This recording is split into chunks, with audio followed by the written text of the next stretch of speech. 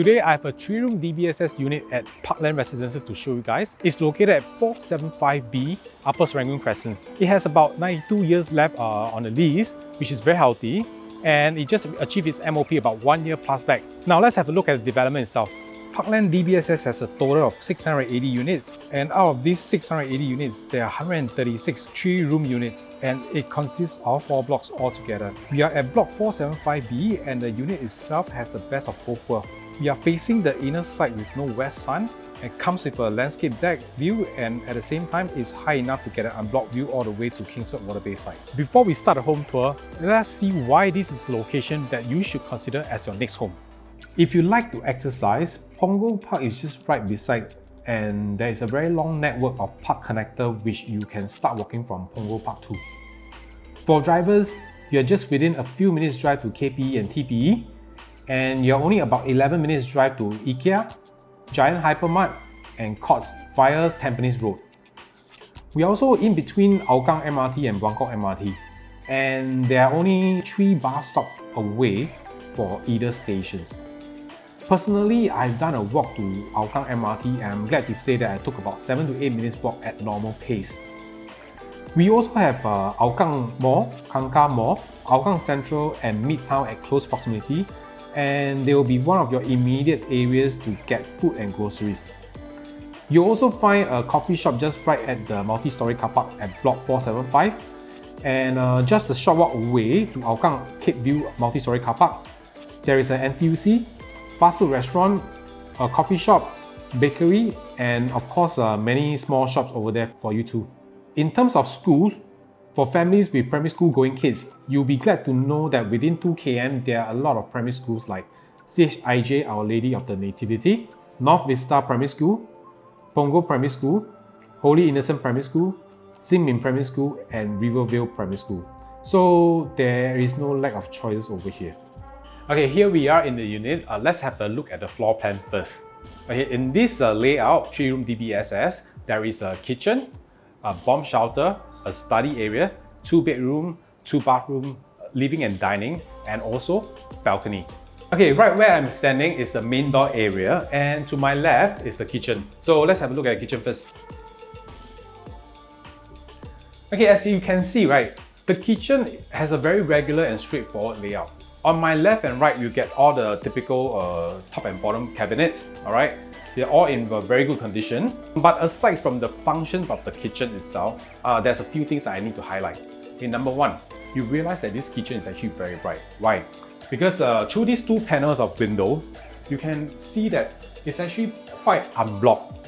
Unlike some other units where their kitchen window is usually facing the corridor, or if not, they are facing the wall of another block at a close proximity. So therefore, it's actually quite dark, and you don't really get good air ventilation. Another thing I need to highlight is that both the owners are actually busy professionals, so they don't really have time to cook. By the time they finish their work, right, it's really so late. So what they do is they just go down and tapao, or they just do very simple cooking on the induction cooker. The kitchen stove, which is covered up now, and the hood has never been used ever since they moved in.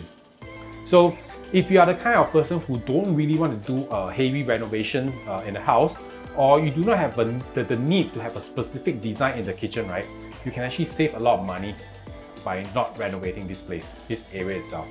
Okay, before we move on to the main living area, on my left is actually the bomb shelter, which you can use it as the storeroom. On this part, if you have seen the layout earlier, this is the designated study area which the owners are using it as their main dining area now.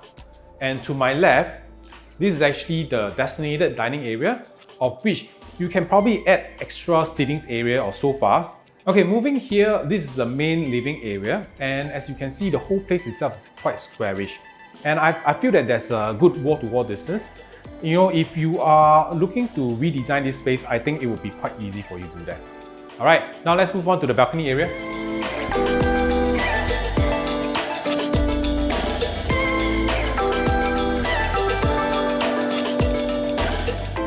Okay, the balcony is the highlight of every DBSS unit, and if you are a balcony lover and do not want to pay a high price of a private condo and a monthly maintenance that comes with it, this is the place for you.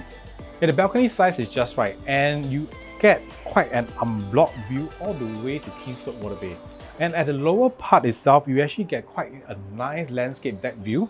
This balcony can serve as a good outdoor dining area where you can permanently place your dining furniture out here and free up the dining areas inside where you can use it for some other purposes. The owner has actually done up the decking for this balcony area to level up the space.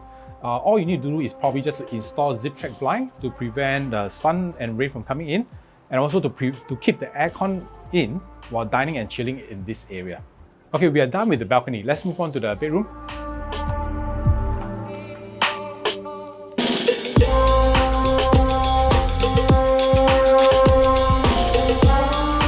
Right before we enter the common bedroom, this is where the common bathroom is. What I like about this common bathroom is that it has never been used before, since day one, because the owner is using it as a store. So if you're okay with the original design of this bathroom itself, right, it will be a plus point for you.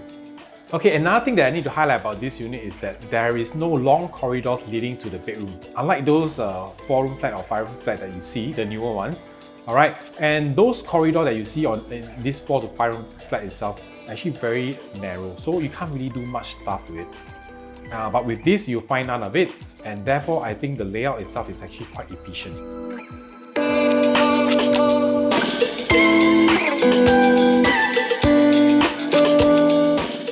Okay, here we are at the common bedroom. The owner is currently using this as a study room. So if you clear all the stuff out here, right, you can accommodate a single size or super single size bed. And the owner has also done up a wardrobe that is full height so that you can store all your stuff all the way to the top. The bedroom itself also comes with parquet flooring and also an air condition that is hardly used. Alright, let's move on to the master bedroom.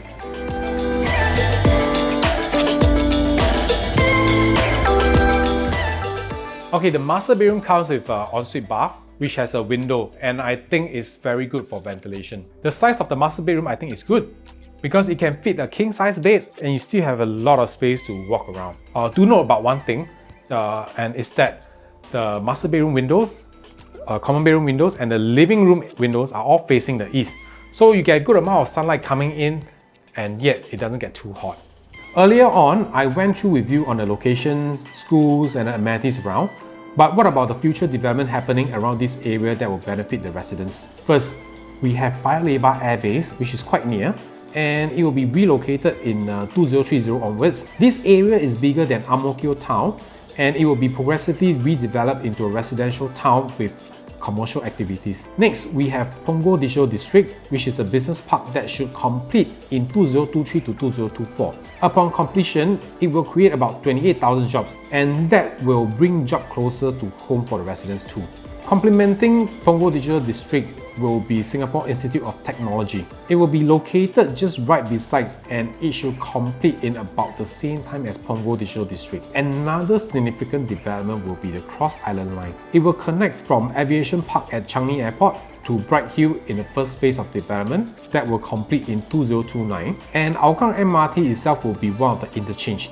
This itself will facilitate people travelling to the north side and cuts down travelling time. And in the second phase, Cross Island Line will link us all the way to Jurong, cutting travelling time significantly for people travelling to the west of Singapore. Okay, let me do a summary again.